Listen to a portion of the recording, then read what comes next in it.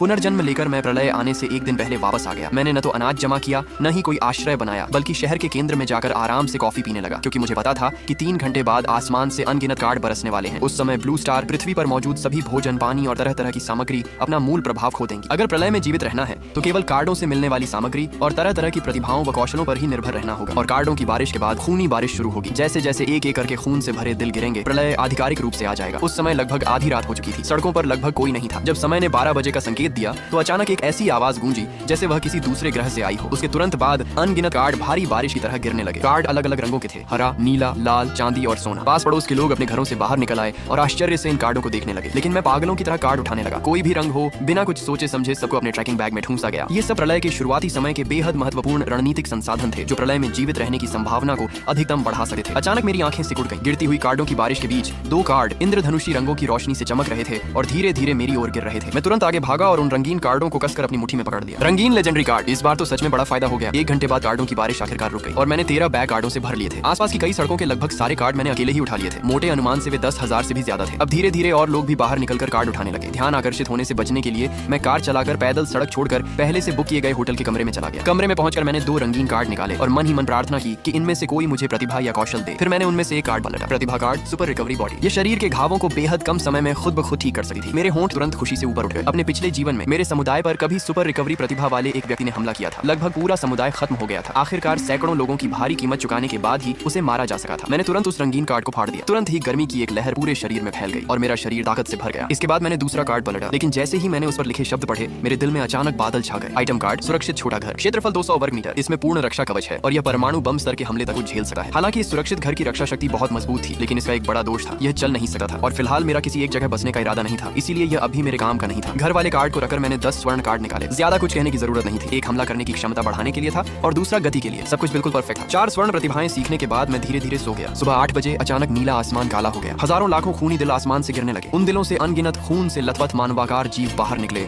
और सबसे नजदीक मौजूद लोगों पर झपट पड़े। वे पागलों की तरह उन्हें फाड़ने लगे। एक पल में पूरे शहर में चीख पुकार गूंजने लगी। मैं खिड़की के पास खड़ा यह सब देख रहा था, लेकिन मेरे चेहरे पर कोई भाव नहीं था, क्योंकि मेरे जैसे व्यक्ति के लिए, जिसने प्रलय में 5 साल जीवित रहकर बिताए थे, यह दृश्य तो बस शुरुआत का नाश्ता भी नहीं था। मैं कार्ड व्यवस्थित करने ही वाला था कि अचानक कमरे का दरवाजा जोर से टूटकर खुल गया। एक युवा महिला अंदर गिर पड़ी। उसके पीछे 3 रक्त लाशें ब्लड जॉम्बी थीं। महिला चिल्लाते हुए हाथ बढ़ाकर बोली, मुझे बचाओ। ये देखकर मैं तुरंत आगे बढ़ा। धड़ाम धड़ाम धड़ाम। सिर्फ 3 मुक्कों में मैंने उन तीनों रक्त लाशों को खत्म कर दिया। युवती पूरी तरह स्तब्ध रह गई और जमीन पर पड़ी तीनों लाशों को घूरती रह गई। मैंने सामने खड़ी महिला को देखा और अचानक चौंक गया। लियू रुयन भी चौंक गई। तुम मुझे जानते हो? मैं मुस्कुराया। बड़ी स्टार हो, मैं कैसे नहीं जानूंगा। लियू रुयन का चेहरा हल्का लाल हो गया और वह थोड़ी झेंप गई। कौन सी बड़ी स्टार? मैं तो 3rd रेट स्टार भी नहीं हूँ। अपने पिछले जीवन में प्रलय शुरू होने के आधे महीने बाद मेरी मुलाकात लियू रुयन से हुई थी। उसी महिला की मदद से मैं मुश्किल से जीवित रह पाया था। बाद में हमारा समुदाय राक्षसों की लहर से टूट गया और उसके बाद मैं उसे फिर कभी नहीं देख पाया। सख्त मायनों में कहा जाए तो लियू रुयन ने मेरी जान बचाई थी और वह प्रलय के इस वातावरण में गिने चुने अच्छे लोगों में से एक थी। मैंने उसे देखते हुए कहा, वैसे मुझे अभी एक साथी की जरूरत है, क्या तुम मेरे साथ टीम बनाना चाहोगी? लियू रुयन ने लगभग बिना सोचे समझे सिर हिला दिया। बाहर का माहौल बहुत खतरनाक था और सामने खड़ा यह आदमी बहुत ताकतवर लग रहा था। उसके साथ रहना जाहिर तौर पर ज्यादा सुरक्षित था, इसलिए उसने तुरंत हामी भर दी। दोपहर के करीब 12 बजे शांत सड़क पर अचानक मानवों की टीम दिखाई दी। हर व्यक्ति के हाथ में हथियार था। आसपास के रक्त लाशों ने जैसे ही इंसानों को देखा, वे दहाड़ते हुए उन पर टूट पड़े। लेकिन इस टीम की लड़ाकू ताकत कमाल की थी। दर्जनों रक्त लाशें पास आने से पहले ही टुकड़ों में काट दी गई। वाह, कितने ताकतवर हैं। खिड़की के पास खड़ी लियू रुयन तमाशा देखते हुए चिल्लाई, हम यहाँ हैं, हमें बचाओ। मैंने भौहें सिकोड़ ली। अब कुछ करने की कोशिश करना बेकार था, क्योंकि टीम के सभी लोगों की नजरें हमारी तरफ उठ चुकी थी। होटल के लॉबी में जो वेन लियू रुयन को देखकर बेहद उत्साहित नजरों से उसे घूर रहा था। लियू रुयन, मैं आपका फैन हूँ। सोचा नहीं था कि आप नए शहर में काम से आई हैं। लियू रुयन ने विनम्रता से पूछा। नमस्ते, आप लोग कहाँ जाने वाले हैं? जो वेन मुस्कुराया। बिल्कुल रक्त लाशों का शिकार करने। मिस लियू, क्या आप हमारे साथ चलना चाहेंगी? हम बहुत ताकतवर हैं। लियू रुयन थोड़ी उलझन में थी। अभी तो हमें कोई सुरक्षित जगह ढूंढकर छिपना चाहिए। फिर आप लोग खुद जाकर उन राक्षसों से क्यों लड़ रहे हैं? जो वेन हंस पड़ा। उन रक्त लाशों के शरीर में भी कार्ड होते हैं। अगर किस्मत अच्छी रही और कोई नीला कौशल कार्ड मिल गया तो जीवित रहने की संभावना बहुत बढ़ जाएगी। मैंने तुरंत मना कर दिया, जरूरत नहीं, हम खुद अपनी रक्षा कर सकें। चलो हम वापस चलते हैं। जो वेन ने भौं उठाई। भाई जरा रुकिए, पता नहीं कल रात आपको कितने कार्ड मिले? क्या आपके पास कोई नीला या चांदी वाला कार्ड है? मैं मुड़ा और कहा, कार्ड तो कुछ है। ये कहते हुए मैंने दर्जन भर चांदी के कार्ड निकाल ली। उन्हें देखते ही सबकी आंखों में लालच चमक उठा। जो वेन, मैंने हल्का सा थूक निकला और अपने पीछे खड़े लोगों को आंखों से इशारा किया। फिर अचानक उसका चेहरा बदल गया। तुम अकेले इतने सारे कार्ड लेकर क्या करोगे? बेहतर होगा हमें दे दो, हम तुम्हारी जगह इन्हें संभाल कर रखेंगे। तभी लियू रुयन को समझ आया कि क्या हो रहा है। मिस लियू, हमें भरोसा करो कि हम इन्हें सुरक्षित रखेंगे। आप लोग चुपचाप कार्ड दे दीजिए, हमें छीनने पर मजबूर मत कीजिए। मेरे होंठ हल्के से टेढ़े हो गए। क्यों ना तुम अंदाजा लगाओ कि ये सारे सिल्वर कार्ड मैं अपने पास क्यों रखे हुए हूँ और खुद इस्तेमाल क्यों नहीं कर रहा। जो वेन थोड़ा चौंक गया। तुम्हारा मतलब क्या है? मैंने अपनी मुट्ठियां कसते हुए कहा, मतलब ये है कि तुम सब मरने वाले हो। जो वेन जोर से हंसा।